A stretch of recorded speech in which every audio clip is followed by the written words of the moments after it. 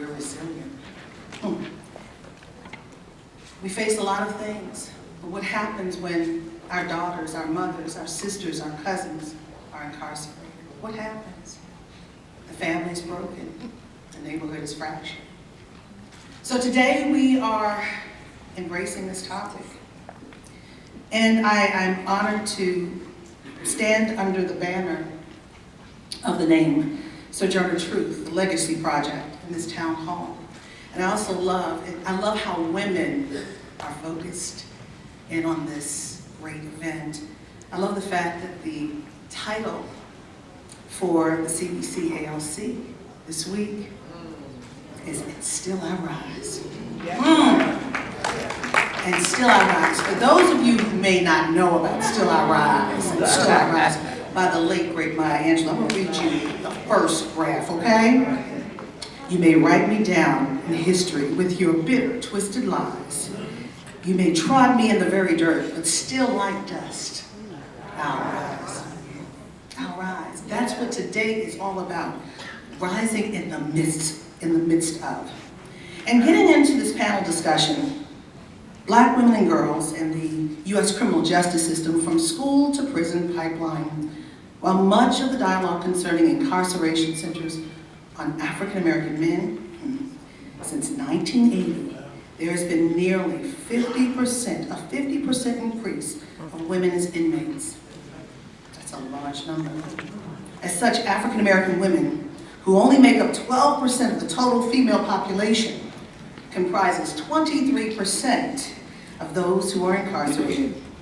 This is a national problem that we're going to address here today. A national problem.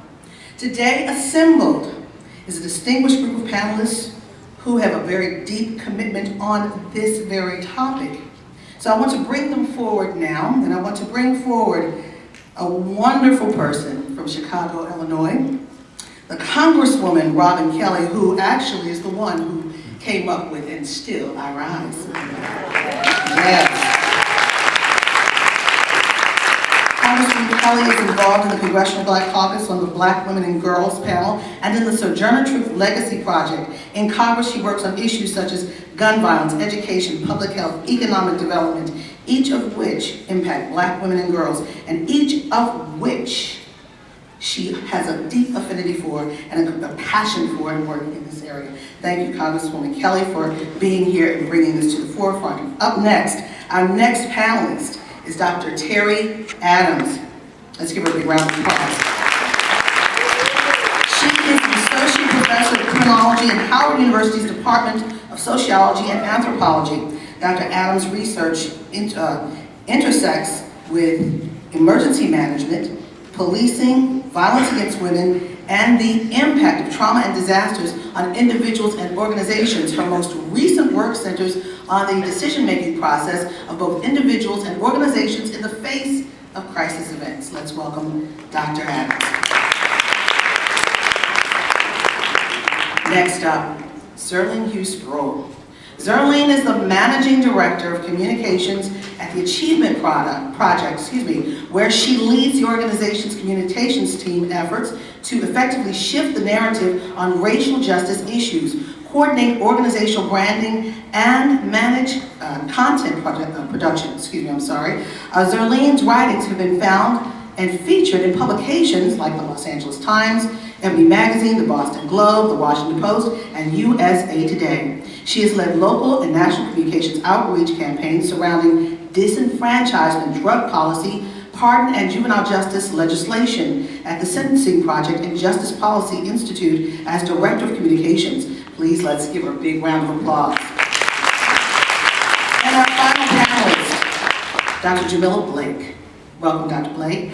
Dr. Blake is an Associate Professor of Education Philosophy at Texas A&M University. Her research interests include ethnic minority population and females.